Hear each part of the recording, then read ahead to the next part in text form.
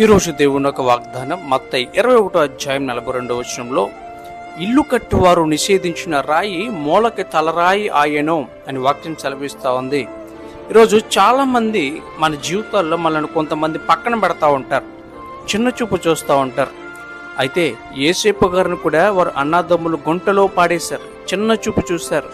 అయితే ఎందరైతే యేసేపుని విసిరేశారో చివరికి యేసేపే వాళ్ళ అన్నాదమ్ములకు దిక్కయ్యాడు. ఈరోజు నీ జీవితంలో కూడా నీ బంధువులను విసిరేశారా, నీ స్నేహితులను పట్టించుకుంటలేదా, అందరూ నేను చిన్న చూపు చూస్తున్నారా?